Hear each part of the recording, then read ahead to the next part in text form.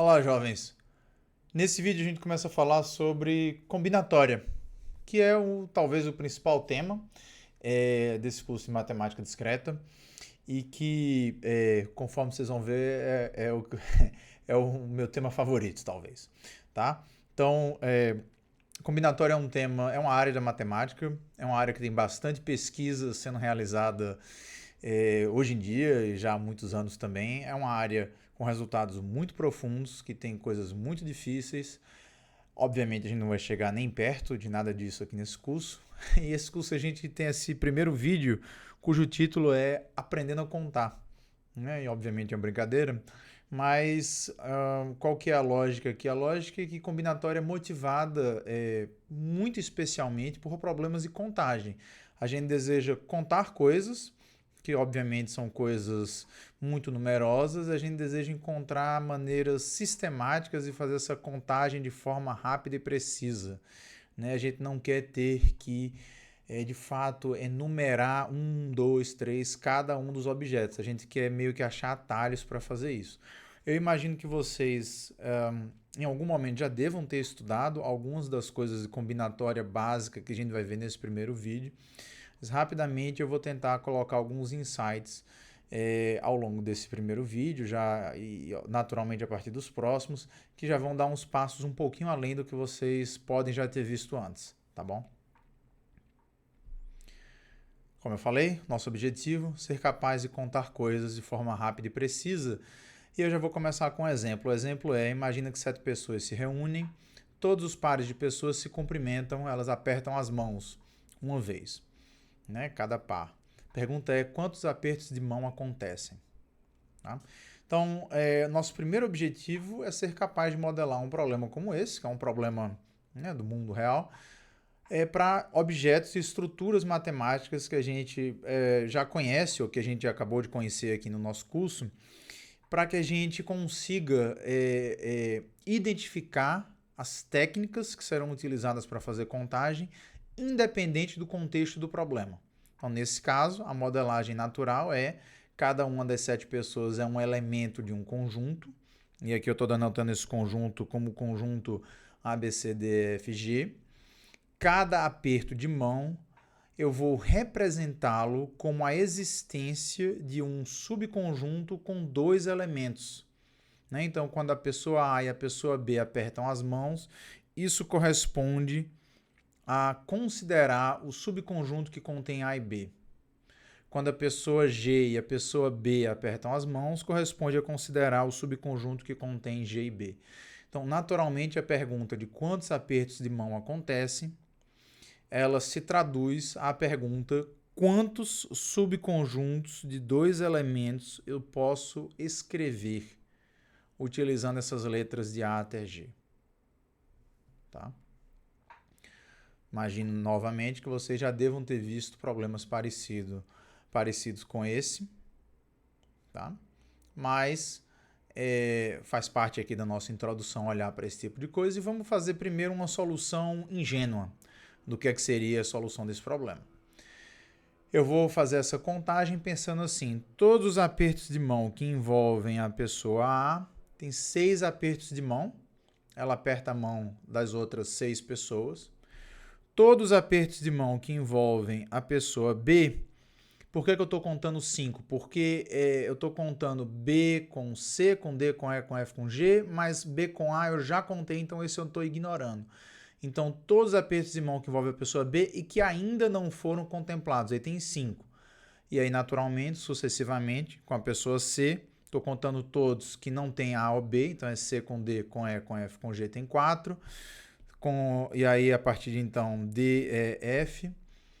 Quando dá total de apertos de mão, você pode somar esses números. 6 mais 5 mais 4 mais 3 mais 2 mais 1. Está aí a resposta. Eu, inclusive, já coloquei aqui uma maneira de fazer essa soma que já indica eventualmente onde é que a gente vai chegar. Eu vou falar disso no final do vídeo. Mas por hora você pode imaginar que isso aqui está escrito dessa forma simplesmente porque eu estou fazendo 1 mais 6, 7, 2 mais 5, 7, 3 mais 4, 7, estou multiplicando 7 por 3, tá bom? A 21 é a resposta. Então esse é o nosso primeiro problema de contagem. É um problema muito simples, é um problema tradicional, mas que ele vai começar a exemplificar o tipo de mecanismo que a gente quer desenvolver aqui no curso. Próximo exemplo. 7 pessoas, é uma corrida. Quantos possíveis pódios você pode ter de 3 lugares? Tá?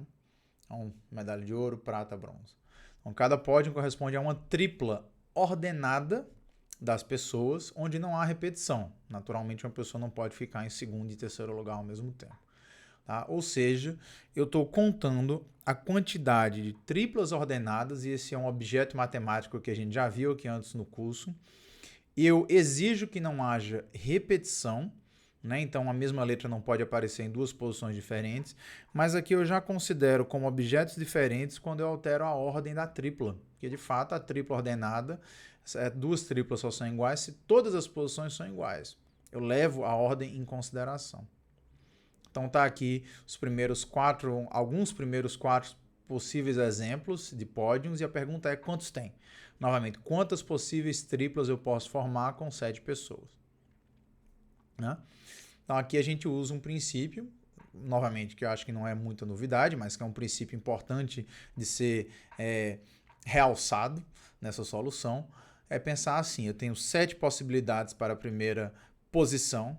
Fixada a primeira posição, eu tenho 6 possibilidades para a segunda. Fixada a segunda posição, eu tenho 5 possibilidades para a terceira, ainda que essas possibilidades elas sejam diferentes a depender do que aconteceu antes. O que costuma ser muito bem representado como uma árvore de possibilidades. E aqui está um exemplo. Essa primeira coluna é quem que vai estar na primeira posição. Uma vez fixado quem que está na primeira posição, por exemplo, a pessoa A, eu tenho 6 possibilidades para quem que vai estar na segunda posição.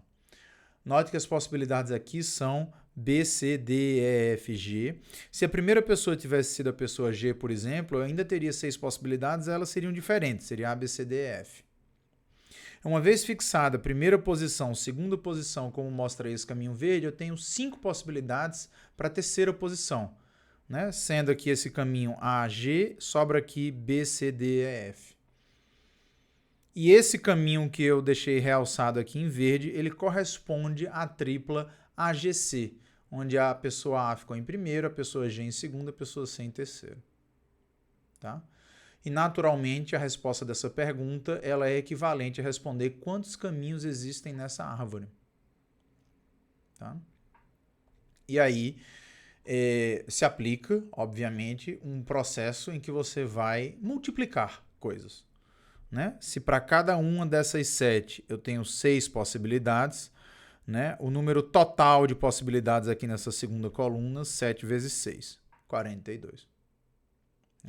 Se para cada uma dessas eu tenho 5 possibilidades, para cada uma das 42 eu tenho 5, o que você vai fazer agora? Multiplicar 42 por 5.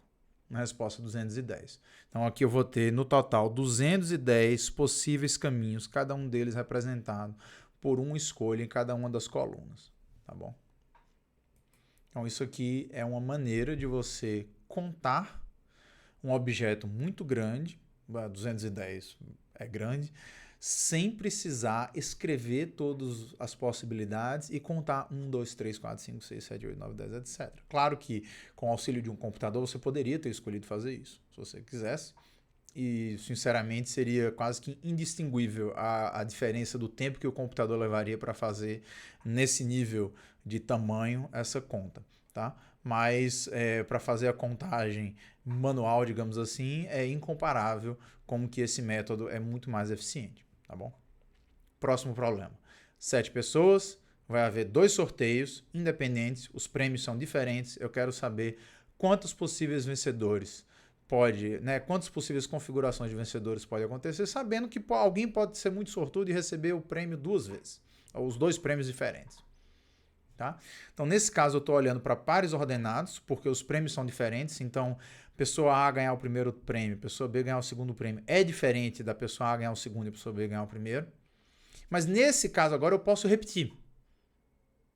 E esse, sinceramente, é o problema mais fácil de todos, porque se eu tenho aqui um conjunto P que representa as minhas 7 pessoas, eu estou simplesmente perguntando quantos pares ordenados existem utilizando os elementos de P. Eu estou perguntando quantos elementos existem em P cartesiano P. E esse é um problema que a gente já viu antes aqui no curso.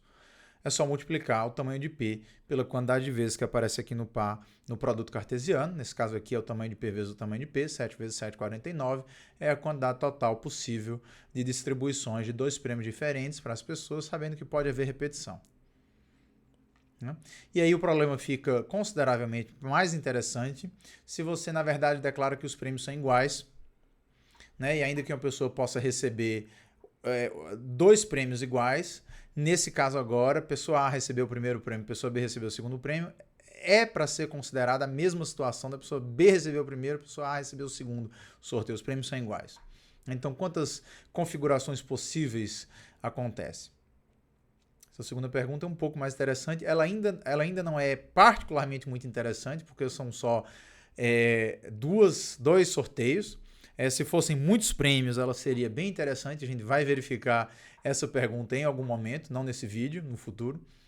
Mas sendo só 2 prêmios, fica fácil. Você pode pensar que é exatamente a situação dos apertos de mão, exceto que você quer contemplar a possibilidade, além das que você tinha lá no aperto de mão, dos subconjuntos com 2 elementos, você quer contemplar a possibilidade que uma pessoa apareça repetida. Como tem 7 pessoas, é só somar 7. Então a solução aqui pode ser, olha lá para a solução dos apertos de mão, que era 21 apertos de mão, corresponde a pares de pessoas diferentes ganharem os 2 prêmios, mas agora eu somo mais uma possibilidade, que é a possibilidade em que cada pessoa ganha os 2 prêmios. Então eu tenho 2 tipos de configurações substancialmente diferentes. Eu faço a conta para uma delas e depois eu somo com as outras configurações. Isso também é um princípio da contagem. E a gente agora vai falar abstratamente sobre esses princípios. Tá? Esses exemplos anteriores, eles ilustram a técnica de modelar problemas de contagem utilizando estruturas simples da matemática. E aqui nesses 4 exemplos a gente identificou 4 possíveis situações típicas quando você está contando objetos relativamente simples como esses.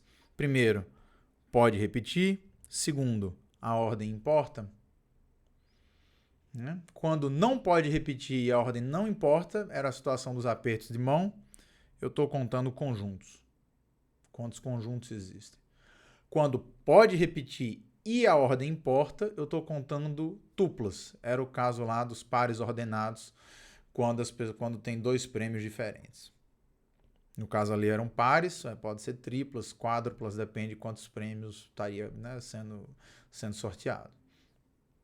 Quando não pode repetir, mas a ordem importa, a gente tem tuplas sem repetição, que era o caso lá do pode.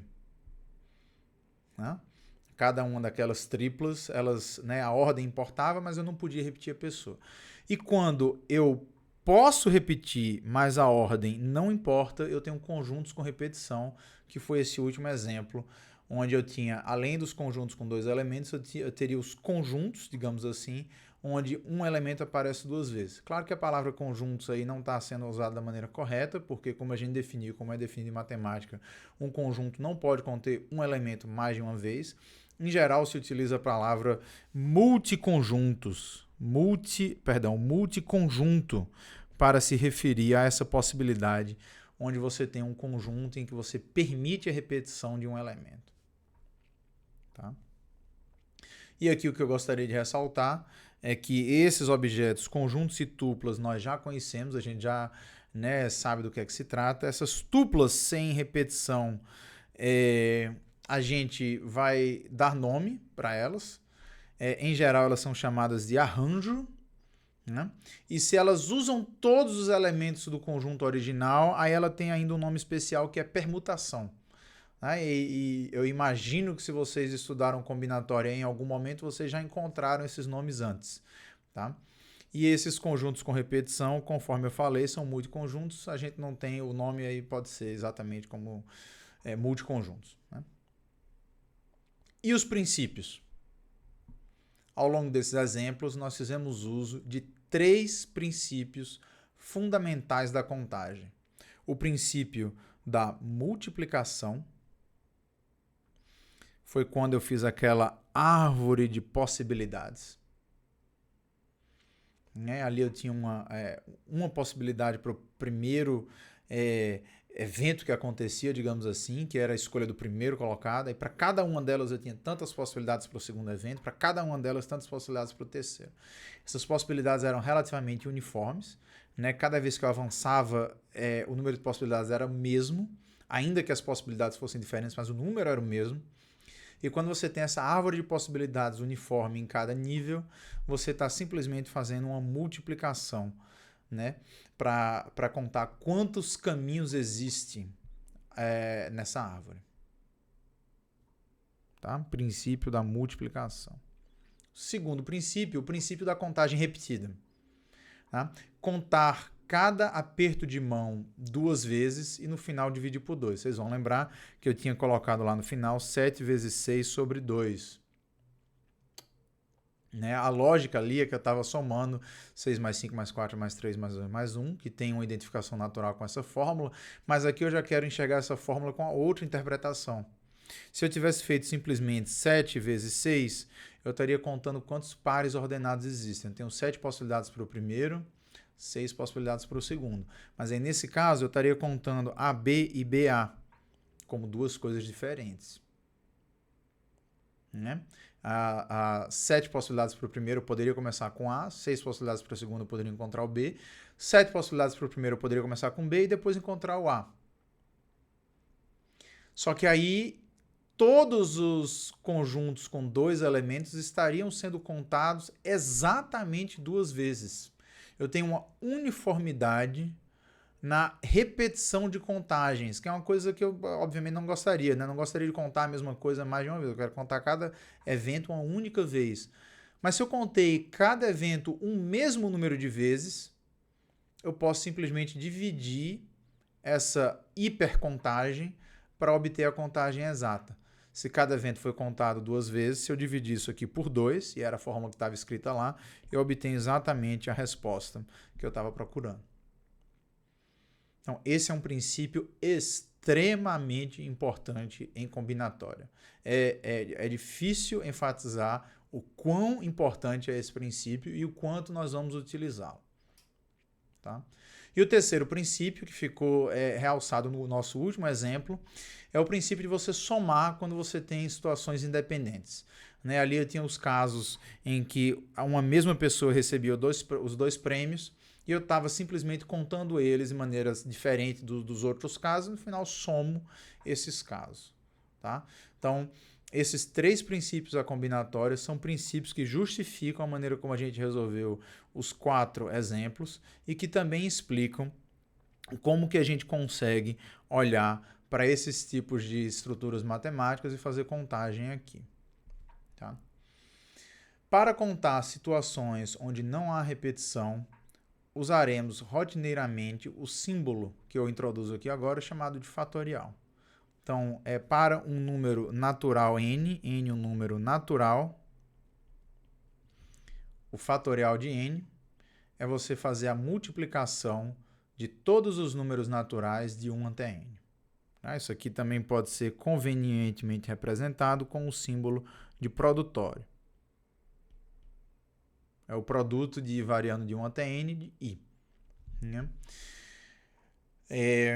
Já é importante notar que se eu quiser fazer o produto de n-1, mas somente os k primeiros termos dessa sequência decrescente, que vai de n para baixo, isso é equivalente, né? Por que é k primeiros termos? Porque esse aqui é o primeiro termo, segundo termo, esse aqui é o késimo termo. Né? Note que essas coisas sempre acabam confundindo um pouco, porque aqui é n menos k mais 1, isso fica como assim mais 1, mas é o menos k mais 1, então talvez seja melhor você pensar que esse primeiro é o n menos 0, n menos 1, etc., até n menos k menos 1. De 0 até k menos 1 tem k termos. Tá? Então aqui eu estou multiplicando k termos, que vão de n para baixo, E isso aqui é fortuitamente bem representado fazendo n fatorial dividido por n menos k fatorial. Então, se eu quero multiplicar k termos, aqui fica n menos k fatorial. Tá?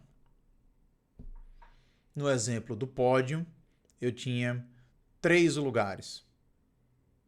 Eu queria fazer 7 vezes 6 vezes 5.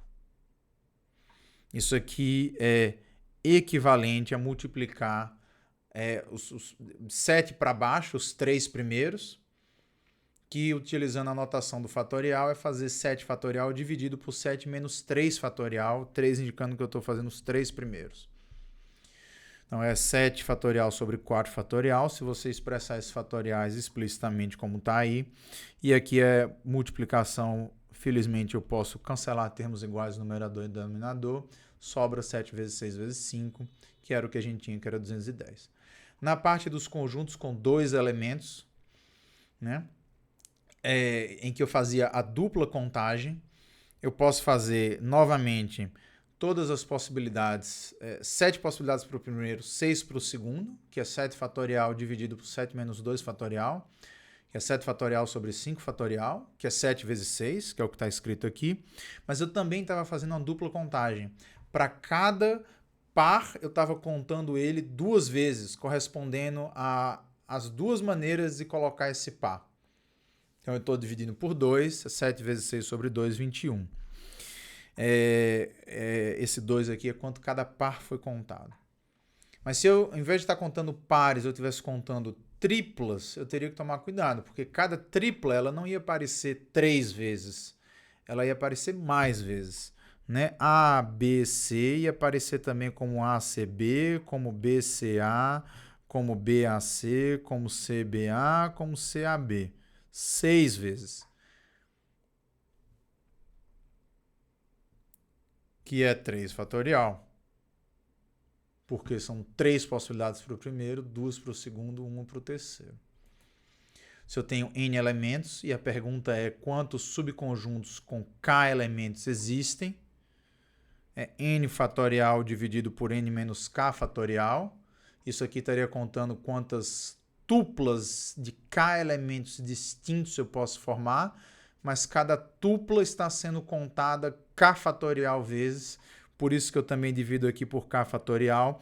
E a esta expressão, em que para 2 números nk, onde n é maior ou igual que k, eu coloco n fatorial em cima, e embaixo eu coloco n menos k fatorial vezes k fatorial, a gente dá o nome de n escolhe k, simbolizado dessa forma, é como se fosse uma fração, mas né, não tem a barrinha no meio, tem esses parênteses. Isso aqui é também chamado de n escolhe k, ou também é chamado do coeficiente binomial n por k, e a gente vai entender de onde que vem esse nome no próximo vídeo, mas por hora acho que o mais importante é só saber que para essa expressão com n fatorial dividido por n menos k fatorial vezes k fatorial tem um símbolo especial, e o símbolo especial é esse que está aí, tá bom? A gente encerra aqui esse vídeo. O próximo vídeo eu vou falar muito sobre esse símbolo em particular, e a partir do próximo vídeo a gente vai começar a ver mais uns problemas interessantes de contagem. Até já!